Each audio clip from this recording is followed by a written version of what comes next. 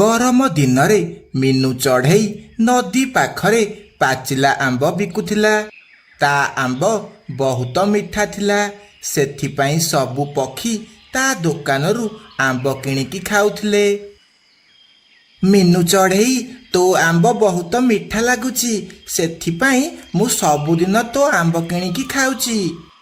ମିଟୁ ଭାଇ, ମୁଁ ସବୁବେଳେ ପାଚିଲା ଆମ୍ବ ବିକୁଛି, କାଳୁ ଭଳିଆ କଞ୍ଚା ଆମ୍ବ ବିକୁନି। ସକାଳୁ କାଳୁ କାଉ କଞ୍ଚା ଆମ୍ବ ଧରିକି ବସିଥିଲା। ତା ଦୋକାନରୁ କେହି ବି ଆମ୍ବ କିଣୁନଥିଲେ। ଆମ୍ବ ନିଅ ଆମ୍ବ, ମିନୁ ଚଢ଼େଇଠୁ ଶସ୍ତା ଦାମରେ ଆମ୍ବ, ଜଲ୍ଦି ଜଲ୍ଦି ନେଇଯାଅ। କାଳୁ ଭାଇ, ତମେ ଯେତେ ଶସ୍ତାରେ ଆମ୍ବ ବିକିଲେ ବି ତମ ଆମ୍ବ ଯଦି ମିଠା ହେଇନଥିବ କେହି ବି ତମଠୁ ଆମ୍ବ ନେବେନି। ଯେବେ ଯାଏଁ ତୁ ଏଠି ବସିକି ଆମ୍ବ ବିକୁଛୁ ମୋ ଆମ୍ବ ବିକ୍ରି ହେବନି। ତତେ ଏଠୁ ଯିବାକୁ ପଡ଼ିବ, ନହେଲେ ମତେ ଏଠୁ ଯିବାକୁ ପଡ଼ିବ। ମୁଁ କୁଆଡ଼େ ବି ଯିବିନି, ମୁଁ ଏଇଠି ବସିକି ଆମ୍ବ ବିକିବି। ସନ୍ଧ୍ୟା ବେଳକୁ କାଳୁ କାଉ ତା କଞ୍ଚା ଆମ୍ବ ନେଇ ଘରକୁ ଯାଏ। କାଳୁ, ଆଜି ବି କ'ଣ ଆମ୍ବ ଫେରେଇକି ଆଣିଲ? ଆଜି ବି କ'ଣ ଆମ୍ବ କିଛି ବି ବିକ୍ରି ହେଲାନି? ଆରେ ରାନୀ, ଯିଏ ବି ଆମ୍ବ କିଣିବାକୁ ଆସୁଛନ୍ତି ସମସ୍ତେ ମିନୁ ପାଖକୁ ଯାଉଛନ୍ତି, କାହିଁକି ନା ତା ଆମ୍ବ ସବୁ ପାଚିଲା ଆଉ ଆମ୍ବ ସବୁ ବହୁତ ମିଠା।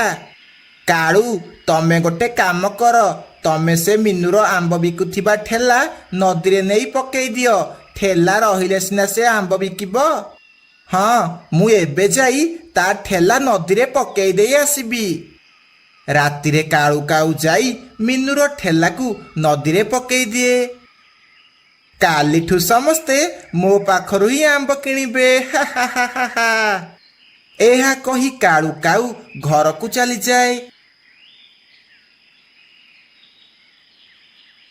ତା ପରଦିନ ସକାଳୁ ମିନୁ ଚଢ଼େଇ ତା ଆମ୍ବ ଗଛରୁ ପାଚିଲା ଆମ୍ବ ତୋଳେ। ତାପରେ ତାକୁ ନିଜ ଦୋକାନକୁ ନେଇକି ଯାଏ। ସେ ଯେମିତି ନଦୀ ପାଖରେ ପହଞ୍ଚେ ସେ ଦେଖେ ତା ଠେଲା ନାହିଁ। ଏହା ଦେଖି ସେ ବହୁତ କାନ୍ଦେ। ମୋ ଠେଲା କୁଆଡ଼େ ଗଲା? ଏବେ ମୁଁ ଆମ୍ବ କେମିତି ବିକିବି? ମିନୁକୁ କାନ୍ଦୁଥିବାର ଦେଖି କାଳୁ ଆଉ ରାନୀ ବହୁତ ହସନ୍ତି। ହେ ହେ ହେ ହେ, କାଳୁ ଦେଖ ମିନୁ କେମିତି କାନ୍ଦୁଛି, ଏବେ ଇଏ ଆମ୍ବ କେମିତି ବିକିବ? ହଁ ହଁ ହଁ, ଏବେ ତ ସମସ୍ତେ ଆମ ଦୋକାନରୁ ହିଁ ଆମ୍ବ କିଣିବେ। ମିନୁକୁ କାନ୍ଦୁଥିବାର ଦେଖି ବଣ୍ଟିପାରା ସେଠାକୁ ଆସେ। ଆରେ ମିନୁ ଚଢ଼େଇ, ତୁ କ'ଣ ପାଇଁ କାନ୍ଦୁଛୁ? ମୋ ଠେଲା କିଏ ଚୋରେଇକି ନେଇଗଲା, ଏବେ ମୁଁ ଆମ୍ବ କେମିତି ବିକିବି? ଆରେ ମିନୁ, ତୋ ଆମ୍ବ ତ ବହୁତ ମିଠା, ତୁ ଗୋଟେ କାମ କରେ, ତଳେ ଗୋଟେ ଚାଦର ପାରିକି ଆମ୍ବ ତା ଉପରେ ରଖି ତଳେ ବସିକି ବିକେ, ଦେଖିବୁ ସମସ୍ତେ ତୋ ପାଖରୁ ଆମ୍ବ କିଣିବାକୁ ଆସିବେ। ତାପରେ ମିନୁ ଚଢ଼େଇ ତଳେ ବସି ଆମ୍ବ ବିକେ। ଆରେ କାଳୁ, ଇଏ ତ ତଳେ ବସିକି କ'ଣ ଆମ୍ବ ବିକିଲାଣି, ଏବେ ଆମର କ'ଣ ହେବ? ରାନୀ, ଯିଏ ପାଗଳ ହେଇଥିବ ସିଏ ୟାଠୁ ଆମ୍ବ କିଣିବ। କିଛି ସମୟ ପରେ ବୁଲବୁଲ ସେଠାକୁ ଆସେ। ଆରେ କାଳୁ, ଏତେ ବଡ଼ ଦୋକାନ ଦେଇଛ, ସେଥିରେ ପୁଣି କଞ୍ଚା ଆମ୍ବ ବିକୁଛ? ମୁଁ ଯାଉଛି ମିନୁ ପାଖରୁ ପାଚିଲା ଆମ୍ବ କିଣିବି। ଆରେ ବୁଲବୁଲ, ଆମେ ତତେ ଆମ୍ବ ବହୁତ ଶସ୍ତାରେ ଦବୁ। ନା ନା, ମୁଁ ତମ ଆମ୍ବ ମାଗଣା ଦେଲେ ବି ନେବିନି। ବୁଲବୁଲ ମିନୁ ଚଢ଼େଇ ପାଖକୁ ଯାଏ ଆଉ ତାଠୁ ଆମ୍ବ କିଣିକି ନିଏ। କାଳୁ, ଆମକୁ ଯେମିତି ହେଲେ ଆମ ଆମ୍ବ ପଚେଇବାକୁ ପଡ଼ିବ, ନହେଲେ ଆମେ ଭିକାରୀ ହେଇଯିବା। ଏବେ ମୋ ଆମ୍ବ ପାଚିବ, ଦେଖିବୁ ରାନୀ, ଏବେ ମୋ ଆମ୍ବ ମିନୁ ଚଢ଼େଇ ଆମ୍ବ ଭଳି ହଳଦିଆ ରଙ୍ଗର ହେବ। ତା ପରଦିନ କାଳୁ କାଉ ବଜାରକୁ ଯାଏ। ଭାଇ, ମତେ ଗୋଟେ ବାଲିଟି ହଳଦିଆ ରଙ୍ଗ ଦେବ, ଆଉ ଗୋଟେ ରଙ୍ଗ କରିବା ବାଲା ବ୍ରଶ ବି ଦିଅ। ଆରେ, ଯଦି ଘର ରଙ୍ଗ କରିବାର ଅଛି ତାହେଲେ ନୀଳ, ପିଙ୍କ ନହେଲେ ଗ୍ରୀନ କଲର ନଉନୁ। ନାଇଁ ଦୋକାନୀ ଭାଇ, ମତେ ହଳଦିଆ ରଙ୍ଗ ଦରକାର। ତାପରେ କାଳୁ କାଉ ହଳଦିଆ ରଙ୍ଗ ନେଇ ଘରକୁ ଯାଏ। ଆରେ, ତମେ ହଳଦିଆ ରଙ୍ଗ କ'ଣ କରିବ? ତୁ ଖାଲି ମତେ ଗୋଟେ ଗୋଟେ ଆମ୍ବ ଦିଏ ଆଉ ମୋ ବୁଦ୍ଧିର କମାଲ ଦେଖେ। ଚାଲାକ କାଉ ତା କଞ୍ଚା ଆମ୍ବରେ ହଳଦିଆ ରଙ୍ଗ ଲଗେଇ ତାକୁ ପାଚିଲା ଭଳି କରିଦିଏ। ସେ ଆମ୍ବ ସବୁ ପାଚିଲା ଭଳି ଦେଖାଯାଏ। ତା ପରଦିନ ମିନୁ ଯେତେବେଳେ ଆମ୍ବ ବିକିବାକୁ ଯାଏ ସେ କାଳୁର ପାଚିଲା ଆମ୍ବ ଦେଖି କୁହେ, କାଳୁ ଭାଇ, ଏବେ ହେଲା କିଛି କଥା। ଏବେ ତମ ଦୋକାନରୁ ବି ସମସ୍ତେ ଆମ୍ବ କିଣିବେ। ତୁ ନିଜ କାମ କରେ ମିନୁ, ମୁଁ ତୋ ସହ କଥା ହେବାକୁ ଚାହୁଁନି। ଆମ୍ବ ନିଅ ଆମ୍ବ, ପାଚିଲା ପାଚିଲା ଆମ୍ବ, ବହୁତ ମିଠା ମିଠା ଆମ୍ବ। କିଛି ସମୟ ପରେ ମିଟୁ ଶୁଆ ଆଉ ତା ସ୍ତ୍ରୀ ପିଙ୍କି ସେଠାକୁ ଆସନ୍ତି। ଆରେ ବା କାଳୁ, ତୋ ଆମ୍ବ ତ ବହୁତ ପାଚିଲା ଦେଖାଯାଉଛି। ତୁ ଗୋଟେ କାମ କରେ, ମତେ 1 କିଲୋ ଆମ୍ବ ଦେ। ଆରେ ମିଟୁ, 1 କିଲୋ କାହିଁକି, ଆମେ 2 କିଲୋ ନେବା। ମତେ ଏ ଆମ୍ବ ସବୁ ମିଠା ମିଠା ଲାଗୁଛି। ଏମିତି ମିଟୁ ଆଉ ପିଙ୍କି 2 କିଲୋ ଆମ୍ବ ନେଇକି ଯାଆନ୍ତି। ଘରକୁ ଯାଇ ପିଙ୍କି ଯେମିତି ଗୋଟେ ଆମ୍ବ ଖାଇଛି ତାକୁ ଆମ୍ବ କଞ୍ଚା ଲାଗେ ଆଉ ବହୁତ ଖଟା ଲାଗେ। ମିଟୁ, ସେ କାଳୁ ଆମକୁ ଠକିଦେଲା। ସେ ଆମକୁ କଞ୍ଚା ଆମ୍ବ ଦେଇଛି। ଦେଖ, ଆମ୍ବ ଭିତରୁ କଞ୍ଚା ଅଛି। ଆରେ, ଏମିତି କେମିତି ହେଇପାରିବ? ଏ ଆମ୍ବ ତ ଉପରୁ ପାଚିଲା ଭଳି ଦେଖାଯାଉଛି। ତାପରେ ସେମାନେ ଆମ୍ବ ନେଇ କାଳୁ ଦୋକାନକୁ ଯାଆନ୍ତି। ଏ କାଳୁ, ତୋ ଆମ୍ବ ନେ ଆଉ ମୋ ପଇସା ଫେରା। କୋଉ ପଇସା ଆମେ ଜାଣିନୁ, ଯେତେବେଳେ ଆମ୍ବ ନେଲୁ ଦେଖିକି ନେଲୁନି। ସେମାନେ ଝଗଡ଼ା କରୁଥିବାର ଦେଖି ମାହିଚିଲ ସେଠାକୁ ଆସେ। ମାହି ଭଉଣୀ, ତମେ ଦେଖିଲ, ତମକୁ ଏ ଆମ୍ବ କ'ଣ କଞ୍ଚା ଦେଖାଯାଉଛି? ମତେ ତ ଏ ଆମ୍ବ ପାଚିଲା ଦେଖାଯାଉଛି। ନାଇଁ ମାହି ଦିଦି, ଇଏ ଆମକୁ ଠକୁଛନ୍ତି, ତମେ ଜାଣିନ। ଏହା କହି ମିଟୁ ଶୁଆ ସେଠାରୁ ଚାଲିଯାଏ। ହଉ, ତମେ ସେମାନଙ୍କ କଥା ଛାଡ଼, ମତେ 5 କିଲୋ ଆମ୍ବ ଦେଲ, ମୁଁ ମୋ ଭଉଣୀ ଘରକୁ ନେବି। ମାହିଚିଲ ସେମାନଙ୍କଠୁ 5 କିଲୋ ଆମ୍ବ ନେଇ ଘରକୁ ଯାଏ। ସେ ଯେମିତି ଆମ୍ବ ଧୋଇଛି ସବୁ ଆମ୍ବରୁ କଲର ଛାଡ଼ିଯାଏ। ଆରେ, ଏ ଦୁଷ୍ଟ କାଉମାନେ ମତେ ବି ଠକିଦେଲେ। ନା, ମୁଁ ଏମାନଙ୍କୁ ଜମାରୁ ଛାଡ଼ିବିନି। ଏହା କହି ମାହିଚିଲ ଗୋଟେ ବାଡ଼ି ନେଇ ସେଠାକୁ ଯାଏ। ଆଉ କାଳୁ ଆଉ ରାନୀକୁ ପିଟି ପିଟି ସେହି ଜଙ୍ଗଲରୁ ବାହାର କରିଦିଏ। ସାଙ୍ଗମାନେ, ଆଜିର ପ୍ରଶ୍ନ ହେଲା, ମିଟୁ ଶୁଆ କେତେ କିଲୋ ଆମ୍ବ ନିଏ? ଉତ୍ତର ଆମକୁ ତଳେ କମେଣ୍ଟରେ କୁହନ୍ତୁ। ଧନ୍ୟବାଦ। ପକ୍ଷୀପୁର ଜଙ୍ଗଲରେ ଲୁସି ପାରା ତା ପୁଅ ଟିକି ସହ ରହୁଥିଲା। ମା, ମତେ ଜୋରେ ଭୋକ କଲାଣି। ମତେ କିଛି ଖାଇବାକୁ ଦିଅ, ମୁଁ ଆଉ ଭୋକ ସମ୍ଭାଳି ପାରୁନି। ପୁଅ, ଘରେ ତ କିଛି ଖାଇବାକୁ ନାହିଁ। ମୁଁ ତତେ ଖାଇବା କୋଉଠୁ ଆଣିକି ଦେବି? ତୁ ପାଣି ପିଇକି ବସିଥା, ମୁଁ ମାଲିକାଣୀ ଘରୁ କାମ କରିକି କିଛି ଖାଇବା ଆଣିକି ଆସୁଛି। ମା, ପାଣି ପିଇଲେ କ'ଣ ପେଟ ପୂରିବ? ତମେ ଜଲ୍ଦି ଜଲ୍ଦି ଯାଅ, କାମ କରିକି ମୋ ପାଇଁ ଖାଇବା ଆଣିକି ଆସିବ। ଏହା କହି ଲୁସି କାମ କରିବାକୁ ଚାଲିଯାଏ। ଆଉ ସେଠି ଜଲ୍ଦି ଜଲ୍ଦି ସବୁ କାମ ଶେଷ କରେ। ମାଲିକାଣୀ, ମୁଁ ସବୁ କାମ କରିଦେଲି। ଏବେ ମୁଁ ଘରକୁ ଯିବି। ମାଲିକାଣୀ, ଘରେ କିଛି ଖାଇବାକୁ ଅଛି କି? ମୋ ପୁଅ ସକାଳୁ ଭୋକରେ ଅଛି, ତା ପାଇଁ କିଛି ଖାଇବାକୁ ଦେଇଥାନ୍ତ। ସବୁବେଳେ କ'ଣ ତୋ ଘରେ କିଛି ବି ଖାଇବାକୁ ନାହିଁ? ସବୁବେଳେ ଖାଲି ଖାଇବା ମାଗୁଛୁ। ତତେ ଖାଇବା ଦେଇ ଦେଇ ମୁଁ ଭିକାରୀ ହେଇଗଲାଣି। ରହ, ଆଣିକି ଆସୁଛି। ଏହା କହି ରାନୀ କିଛି ବଳକା ଖାଦ୍ୟ ଆଣି ଲୁସିକୁ ଦିଏ। ଲୁସି ସେହି ଖାଇବା ନେଇ ଘରକୁ ଯିବାକୁ ଲାଗେ। ବାଟରେ ଗଲାବେଳେ ସେ ଭାବେ, ମାଲିକାଣୀ ମୋତେ ବଳକା ଖାଦ୍ୟ ଦେଉଛନ୍ତି, ଆଉ ସେଥିରେ ଏତେ କଥା ଶୁଣାଉଛନ୍ତି। କ'ଣ ବା ଆଉ କରିପାରିବି? ମୋର ତ ଭାଗ୍ୟ ଖରାପ। ଏହା ଭାବି ସେ ଯିବାକୁ ଲାଗେ। ବାଟରେ ଗଲାବେଳେ ଗୋଟେ ଚିଲ ପଛପଟୁ ଆସି ତା ଖାଇବା ଭିଡ଼ିକି ନେଇଯାଏ। ଲୁସି ବି ତା ପଛରେ ଗୋଡ଼ାଏ। ଏ ଚିଲ, ରହିଯା, ମୋ ଖାଇବା ଦେଇଦେ। ମୋ ପୁଅ ନ ଖାଇକି ଘରେ ଅଛି, ଦୟାକରି ମୋ ଖାଇବା ଦେଇଦେ। ଏହା କହି ସେ ଚିଲର ପିଛା କରିବାକୁ ଲାଗେ। କିଛି ବାଟ ଗଲା ପରେ ଚିଲ କୁଆଡ଼େ ଅଦୃଶ୍ୟ ହେଇଯାଏ। ଆଉ ଲୁସି ଗୋଟିଏ ତିନି ରାସ୍ତା ଥିବା ଗୋଟିଏ ଜାଗାକୁ ଚାଲି ଆସେ। ଏ ଚିଲ, ତୁ କୁଆଡ଼େ ଗଲୁ? ଘରେ ମୋ ପୁଅ ନ ଖାଇକି ଅଛି। ମୁଁ ଏବେ ତାକୁ ଖାଇବା କୋଉଠୁ ଆଣିକି ଦେବି? ଏଠି ତ ତିନିଟି ରାସ୍ତା ଅଛି। ସେ ଚିଲ କୁଆଡ଼େ ଗଲା ମୁଁ କେମିତି ଜାଣିବି? ସେ ଏମିତି କହି କାନ୍ଦୁଥିବା ବେଳେ ସେହି ତିନିଟି ରାସ୍ତାରେ ତିନିଟି ଚଢ଼େଇ ପ୍ରକଟ ହୁଅନ୍ତି। ଆମେ ହେଉଛୁ ତିନି ଭଉଣୀ। ଆମେ ତମର ଦୁଃଖ ଜାଣିଛୁ। ଆମେ ତମକୁ ସାହାଯ୍ୟ କରିବୁ। ତମେ ଯଦି ମୋ ରାସ୍ତାରେ ଯିବ ତାହେଲେ ତମକୁ ବହୁତ ସାରା ସୁନା ରୂପା ମିଳିବ। ନାଇଁ, ତମେ ମୋ କଥା ଶୁଣ। ତମେ ଯଦି ମୋ ରାସ୍ତାରେ ଯିବ ତାହେଲେ ତମକୁ ବହୁତ ସାରା ହୀରା ମିଳିବ। ତମେ ସେଇ ହୀରା ଦ୍ୱାରା ତମର ଭାଗ୍ୟ ବଦଳେଇ ପାରିବ। ତମେ ମୋ କଥା ଶୁଣ। ମୁଁ ତମକୁ ସୁନା ହୀରା ଦେଇପାରିବିନି, କିନ୍ତୁ ତମେ ଯୋଉ ଜିନିଷ ଖୋଜୁଛ ମୁଁ ତମକୁ ସେଇ ଜିନିଷ ଦେଇପାରିବି। ଏହା କହି ସେ ତିନି ଭଉଣୀ ଅଦୃଶ୍ୟ ହେଇଯାଆନ୍ତି। ତାପରେ ଲୁସି ବହୁତ ଚିନ୍ତାରେ ପଡ଼ିଯାଏ। ସେ କୋଉ ରାସ୍ତାରେ ଯିବ? ଶେଷକୁ ସେ ତୃତୀୟ ରାସ୍ତାରେ ଯାଏ। ସେହି ରାସ୍ତାରେ ଗଲା ପରେ ସେ ବହୁତ ସାରା ସୁନା ରୂପା ହୀରା ଆଉ ବହୁତ ସାରା ଖାଇବା ପାଏ। ହେ ପ୍ରଭୁ, ଏତେ ସାରା ଜିନିଷ ମିଳିଲା। ଏବେ ମୋର ସବୁ ଦୁଃଖ ଦୂର ହେବ।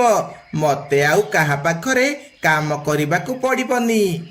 ଏହା କହି ସେ ସବୁ ଜିନିଷ ନେଇ ଘରକୁ ଚାଲିଯାଏ। ଘରକୁ ଯାଇ ସେ ଟିକିକୁ କିଛି ଖାଇବାକୁ ଦିଏ। ଏମିତି ସେ ବହୁତ ଖୁସିରେ ରହିବାକୁ ଲାଗେ।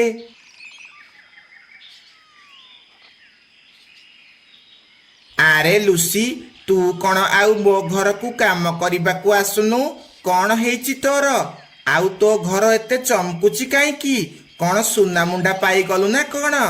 ତାପରେ ଲୁସି ରାନୀକୁ ସବୁ କଥା କୁହେ। ରାନୀ ସବୁ ଶୁଣି ତା ମନରେ ବହୁତ ଲୋଭ ହୁଏ।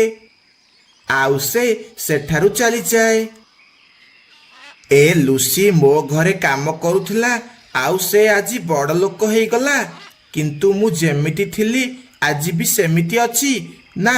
ମୋତେ ସେ ତିନି ରାସ୍ତା ପାଖକୁ ଯିବାକୁ ପଡ଼ିବ, ଆଉ ବହୁତ ସାରା ସୁନା ହୀରା ଆଣିବାକୁ ପଡ଼ିବ। ତାପରେ ରାନୀ ସେହି ତିନି ରାସ୍ତା ପାଖକୁ ଯାଏ, ଆଉ ସେଠି ମିଛରେ କାନ୍ଦିବାକୁ ଲାଗେ। ତାପରେ ସେହି ତିନି ଭଉଣୀ ସେଠି ପ୍ରକଟ ହୁଅନ୍ତି, ଆଉ ଲୁସିକୁ କହିଥିବା କଥା ରାନୀକୁ ବି କୁହନ୍ତି, ଆଉ ସେଠାରୁ ଅଦୃଶ୍ୟ ହେଇଯାଆନ୍ତି। ପ୍ରଥମ ଚଢ଼େଇ ତ କହିଲା ସେ ଖାଲି ସୁନା ରୂପା ଦବ, ଆଉ ଦ୍ୱିତୀୟ ଚଢ଼େଇ କହିଲା ବହୁତ ସାରା ହୀରା ଦବ, ଆଉ ତୃତୀୟ ଚଢ଼େଇ କହିଲା ଯାହା ହଜି ଯାଇଥିବ ସେହି ଜିନିଷ ମିଳିବ। ମୋତେ କିନ୍ତୁ ବହୁତ ସାରା ହୀରା ଦରକାର, ମୋର ସୁନା କ'ଣ ହେବ? ଏହା କହି ସେ ଦ୍ୱିତୀୟ ରାସ୍ତାରେ ଯିବାକୁ ଲାଗେ। ସେ ଯେମିତି ଦ୍ୱିତୀୟ ରାସ୍ତାକୁ ଯାଇଛି ସେମିତି ଗୋଟିଏ ଗାତ ହେଇଯାଏ, ଆଉ ରାନୀ ସେଥିରେ ପଡ଼ି ମରିଯାଏ। ତାକୁ ଏମିତି ତା ଲୋଭର ଫଳ ମିଳିଯାଏ। ପକ୍ଷୀପୁର ଜଙ୍ଗଲରେ ମିନୁ ଚଢ଼େଇ ଗୋଟିଏ ବସାରେ ଏକା ଏକା ରହୁଥିଲା। ସେ ଜଙ୍ଗଲରେ ଫୁଲ ବିକ୍ରି କରି ନିଜ ପେଟ ପୋଷୁଥିଲା। ଫୁଲ ନେବ ଫୁଲ, ଫୁଲ ନେବ ଫୁଲ, ଘର ସଜେଇବା ପାଇଁ, ମୁଣ୍ଡରେ ଲଗେଇବା ପାଇଁ ସୁନ୍ଦର ସୁନ୍ଦର ଫୁଲ, ଫୁଲ ନେବ ଫୁଲ। ମୋତେ ଗୋଟେ ଫୁଲ ଦେଲ, ମା ତମକୁ ପଇସା ଦେବ। ଫୁଲ ଆମର କ'ଣ ହେବ? ଏ ଫୁଲବାଲି ଯା ଏଠୁ, ଆମର ଫୁଲ ଦରକାର ନାହିଁ। ଆରେ ଝିଅକୁ ଏମିତି ପାଟି କରୁଛ କାହିଁକି? ହଉ ତମେ ପଇସା ଦିଅନି, ମୁଁ ଏମିତି ଫୁଲ ଦଉଛି।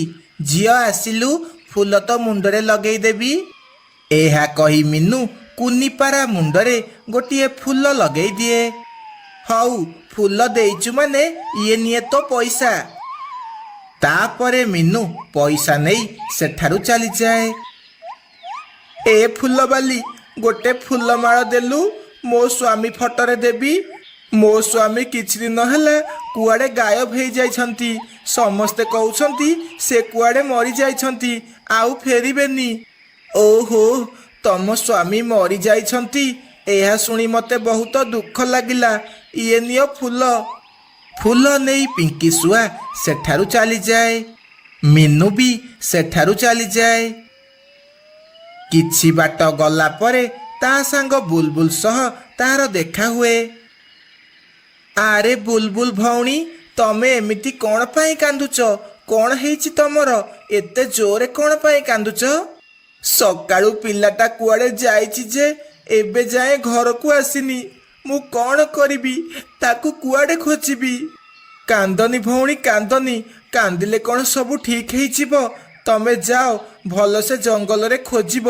ଯଦି ମୁଁ ବାଟରେ ତମ ପୁଅକୁ ଦେଖିବି ତାହେଲେ ତମ ପାଖକୁ ଆଣିକି ଆସିବି। ହଉ, ତୁ ଯଦି ବାଟରେ ଦେଖିବୁ ତାହେଲେ ମୋ ପୁଅକୁ ପାଖକୁ ଆଣିକି ଆସିବୁ। ଏହା କହି ବୁଲବୁଲ ସେଠାରୁ ଚାଲିଯାଏ। ମିନୁ ବି ଫୁଲ ବିକ୍ରି କରିବାକୁ ଚାଲିଯାଏ। ସେ ଫୁଲ ବିକ୍ରି କରି କରି ଜଙ୍ଗଲର ଶେଷ ଆଡ଼କୁ ଚାଲିଯାଏ। ସେତେବେଳକୁ ସନ୍ଧ୍ୟା ବି ହେଇଯାଏ। ଆରେ ସନ୍ଧ୍ୟା ହେଇ ଆସିଲାଣି। ୟାଡ଼େ କୋଉ ପକ୍ଷୀ ବି ରହୁନାହାନ୍ତି।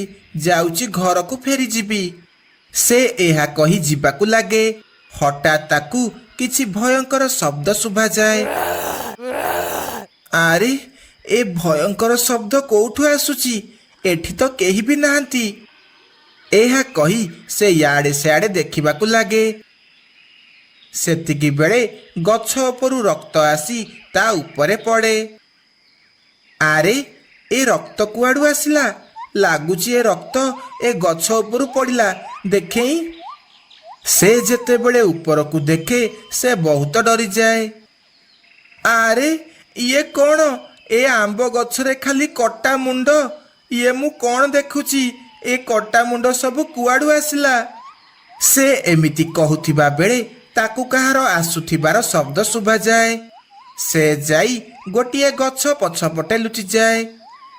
ସେତିକି ବେଳେ ସେ ଦେଖେ ଗୋଟିଏ ଡାହାଣୀ ଗୋଟିଏ ପକ୍ଷୀକୁ ଖାଇ ଖାଇ ସେ ଆମ୍ବ ଗଛ ପାଖକୁ ଆସୁଛି। ଡାହାଣୀ ସେହି ପକ୍ଷୀର ଦେହକୁ ଖାଇ ତା ମୁଣ୍ଡକୁ ସେହି ଆମ୍ବ ଗଛରେ ଝୁଲେଇ ଦିଏ। ଆରେ ବା, ଆଜି ତ ମଜା ଆସିଗଲା। ଏମିତି ଗୋଟି ଗୋଟି କରି ସବୁ ପକ୍ଷୀମାନଙ୍କର ମୁଣ୍ଡ ଏ ଗଛରେ ଲଗେଇଦେବି। ଏହା କହି ଡାହାଣୀ ସେଠାରେ ଶୋଇପଡ଼େ। ଆରେ ଏ ଡାହାଣୀ କେଡ଼େ ଭୟଙ୍କର। ଇଏ ବୁଲବୁଲ ପୁଅକୁ ଖଣ୍ଡ ଖଣ୍ଡ କରି ଖାଇଦେଲା, ଆଉ ତା ମୁଣ୍ଡକୁ ଗଛରେ ଝୁଲେଇ ଦେଲା। ହେ ଭଗବାନ, ଇଏ ତ ସବୁ ପକ୍ଷୀମାନଙ୍କୁ ଧୀରେ ଧୀରେ ମାରିଦେବ। ନା, କିଛି ନା କିଛି କରି ଏ ଡାହାଣୀକୁ ମାରିବାକୁ ପଡ଼ିବ। ଏହା ଭାବି ଭାବି ମିନୁ ସେଠାରୁ ଚାଲିଯାଏ। ସେ ସିଧା ବୁଲବୁଲ ପାଖକୁ ଯାଏ ଆଉ ତାକୁ ସବୁ କଥା କୁହେ। ହେ ଭଗବାନ, ସେ ମୋ ପୁଅକୁ ଖାଇଦେଲା। ଏବେ ମୁଁ କ'ଣ କରିବି? କାହାକୁ ନେଇ ବଞ୍ଚିବି? କାନ୍ଦେନି ବୁଲବୁଲ, କାନ୍ଦେନି। ଏବେ ଆଉ କାନ୍ଦିଲେ କିଛି ଲାଭ ନାହିଁ। ଆମକୁ ଏବେ ଜଙ୍ଗଲର ଅନ୍ୟ ପକ୍ଷୀମାନଙ୍କୁ ବଞ୍ଚେଇବାକୁ ପଡ଼ିବ, ନହେଲେ ସେ ଡାହାଣୀ ସବୁ ପକ୍ଷୀମାନଙ୍କୁ ମାରିଦେବ। ହଁ, ଆମେ ସେ ଡାହାଣୀକୁ ଜମାରୁ ଛାଡ଼ିବାନି।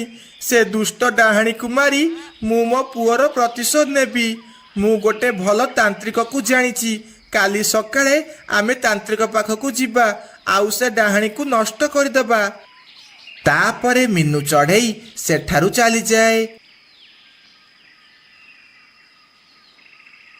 ସକାଳୁ ସେମାନେ ତାନ୍ତ୍ରିକ ପାଖକୁ ଯାଆନ୍ତି ଆଉ ତାଙ୍କୁ ସବୁ କଥା କୁହନ୍ତି।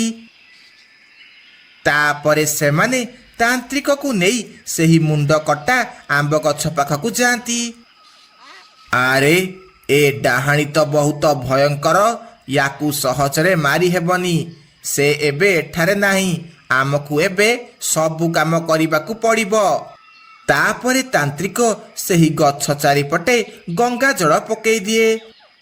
ସେମାନେ ତାପରେ ଗୋଟିଏ ଗଛ ପଛପଟେ ଲୁଚି ଡାହାଣୀର ଅପେକ୍ଷା କରନ୍ତି। ଡାହାଣୀ ଯେମିତି ଆସି ସେହି ଗଙ୍ଗା ଜଳକୁ ଚକଡ଼ିଛି, ସେ ଜାଳି ପୋଡ଼ି ପାଉଁଶ ହେଇଯାଏ।